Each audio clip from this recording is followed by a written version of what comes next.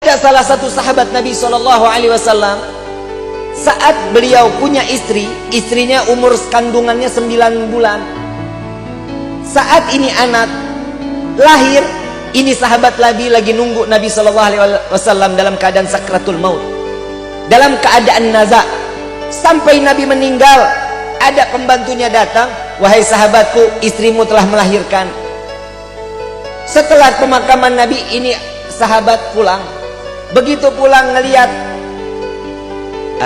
istriku sudah melahirkan, sudah. Apa anaknya laki-laki? Beri nama dia Muhammad, katanya. Dikasih nama Muhammad. Saat Muhammad kecil umur 1 tahun, setiap bangun malam, sepertiga malam, dibangunin tuh anak, suruh bengong ngeliatin bapaknya sholat. Setiap malam dibangunin. Kita tega nggak ngeliat umur anak setahun, kita bangunin suruh ngeliatin kita lagi sholat? Nggak bakal tega. Begitu 2 tahun, begitu juga. Dibangunin setiap sepertiga malam, setiap lagi sholat, nggak boleh dalam keadaan tidur, liatin bapaknya lagi sholat. Sampai ini anak umur 3 tahun, mulai dibawa ke masjid, diajak sholat ke masjid, duduk sama-sama sama orang tuanya di masjid. Sampai umur 5 tahun, Muhammad sudah bisa menghafal Al-Quran. Muhammad sudah mengikuti sunnah Nabi. Puasa Senin Kemis nggak pernah lewat. Kadang puasa Nabi Allah Daud. Sunnah semua dijalani. Di Muhammad 5 tahun udah mulai pentes. Mulai nih, Muhammad udah mulai nanya-nanya banyak sama ayahnya. "Wahai ayahku, dari kemarin aku nih dididik sama dirimu, dalam keadaan ini harus sunnah. Apa sunnah ini?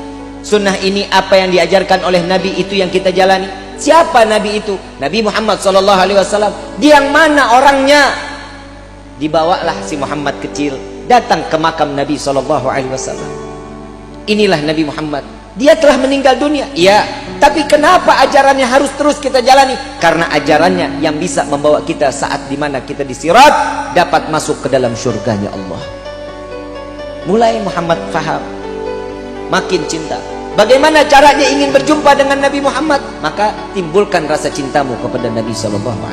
Ikutin, baca sholawat terus, dia sunnahnya, wajibnya terus dijalani. Sampai satu saat ayahnya nanya, "Ya Muhammad, sudah belum mimpi Nabi?" "Belum." "Berarti engkau belum cinta kepada Nabi." Sampai suatu saat dengan mahabbah yang luar biasa, sampai netes air mata Muhammad. Itu malam dimimpiin sama Nabi. Dimimpiin Nabi, dia bangun ketemu ayahnya. "Ayah, malam ini aku berjumpa dengan Nabi." "Engkau baru bermimpi, aku sudah berjumpa dengan Nabi Muhammad SAW."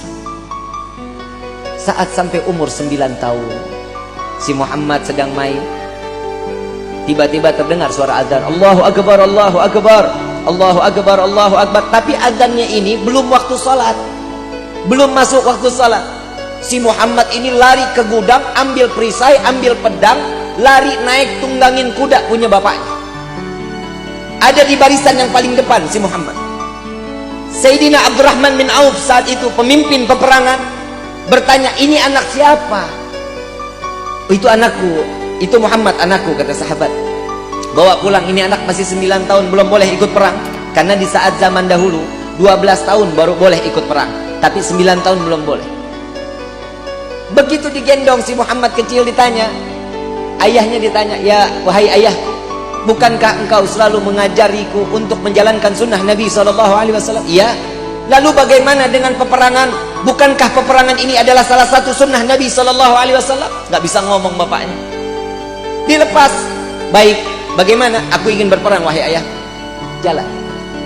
Jalan dia minta di barisan yang paling depan, "Paman Abdurrahman, biarkan aku untuk ikut berperang bersama kalian, karena aku ingin menjalankan sunnah Nabi Muhammad SAW." Dengan niat menjalankan sunnah Nabi SAW. Di dalam riwayat, berkecamuklah peperangan tersebut. Muhammad dapat menebas kepala orang-orang musyrik saat itu 70 orang. Mati di tangan Muhammad, ditebas lehernya.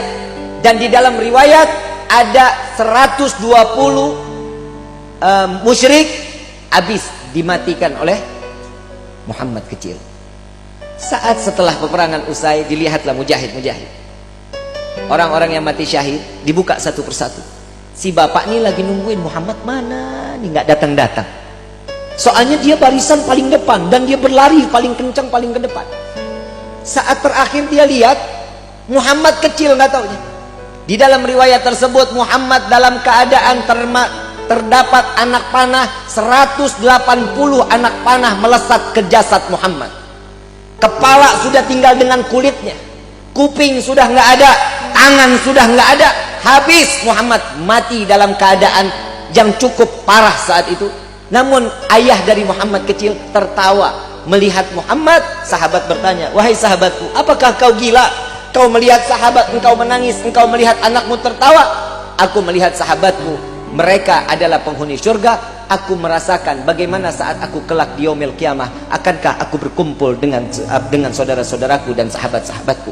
Jika aku melihat anak aku tertawa, aku melihat dia sedang bermain dengan baginda Nabi Muhammad sallallahu alaihi wasallam.